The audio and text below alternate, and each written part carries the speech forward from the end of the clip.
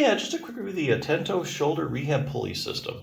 So this is basically, there's several things you can do with this.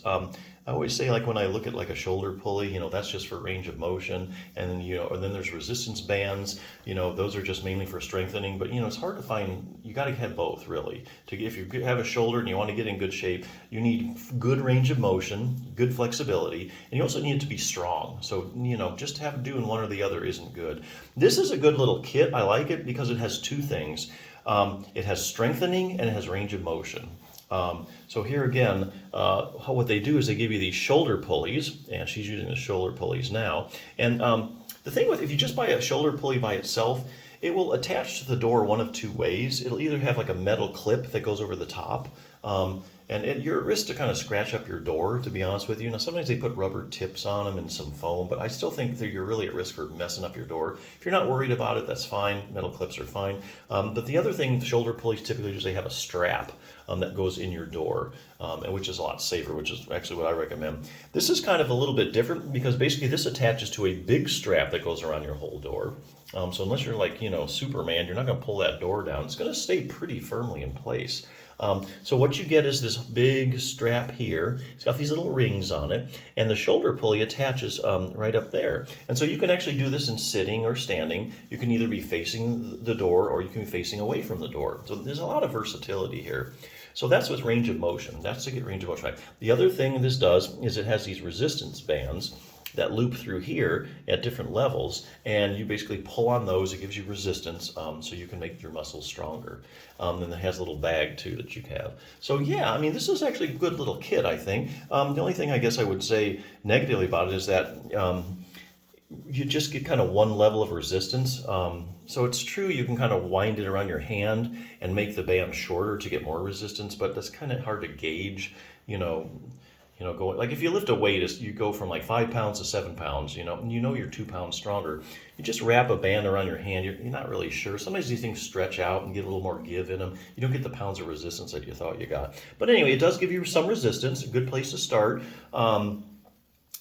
If you have like a torn rotator cuff or something and you're looking for a good kit to get range of motion and strength, I think this is a great place to start. If you need a very structured program, not too many rotator cuff books out there. This is probably the best one I've seen, the 6-minute torn rotator cuff solution for seniors. And forget the seniors. I mean, a high-level athlete honestly can use this program because it's 3 different levels.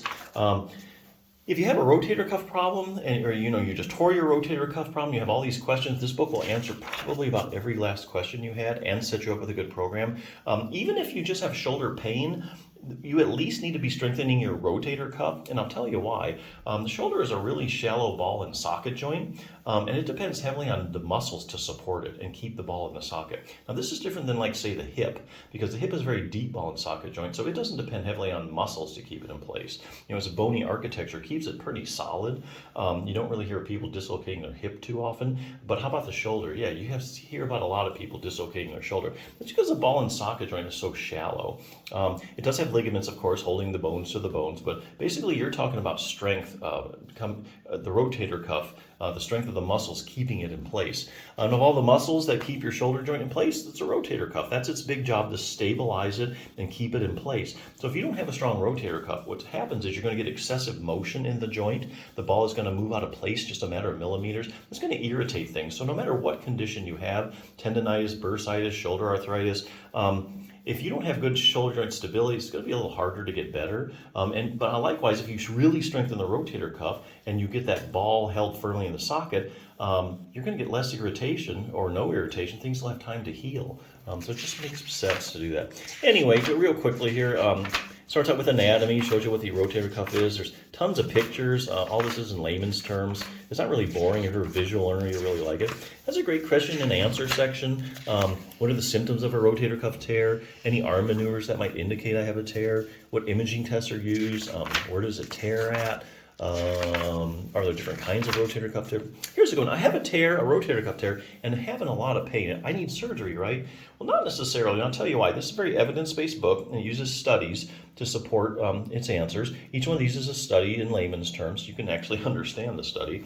To answer that question, they look at studies where, let's say you take 100 people with a torn rotator cuff. Okay, researchers will measure the size of the tear, and then what they'll do is they'll run like a visual analog scale or a pain scale to see how bad this person's hurting.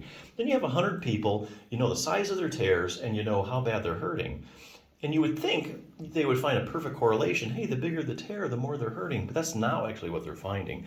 What they find, and this has been replicated in study after study, there's actually a lot of people walking around with a rotator cuff tear that have no pain. So the asymptomatic rotator cuff tear is a real thing. How does that relate to this question? Well, basically, let's say you have shoulder pain, you go to the doctor, you get around to having an MRI, they say, oh, we found a torn rotator cuff. You think, oh, that's my problem, I gotta get my rotator cuff repaired. Well, not really. You can have an asymptomatic rotator cuff tear, okay? And then you get your rotator cuff repaired, and then it doesn't really help because your problem wasn't your rotator cuff giving you pain. You had an asymptomatic tear, and there's really something else that's giving you the pain. So it's not really that clear cut. What will happen if I just leave my rotator cuff tear alone? There's a lot of people that, they don't have insurance, or they don't want to spend a lot of money on therapy, or they don't have the time to go to therapy, they're not into, exercise. What if I just leave this thing alone? What's going to happen to it over time? Well, that you have to look at like natural history studies. There'll be studies like these where they take people that have a torn rotator cuff, and for some reason or another, they just don't do anything about it. They don't get any treatment for it. And what researchers do is they follow up with these people periodically to see how they're doing and what's happened to the rotator cuff. Did it get better, same, worse? How does exercise compare to surgery when it comes to treating my torn rotator cuff? Probably the most important question of all. The only way you can answer that scientifically is looking at the randomized controlled trials, and those are the highest form of proof in medicine that a treatment's actually effective. So there'd be a study, let's say you take 100 people with a torn rotator cuff. 50 you randomly assign, you're going to have surgery, rotator cuff repair, and the other 50 you're going to just do a good exercise program. And then what they do is they follow these people, like 6 weeks, 6 months, some of these things go on for years.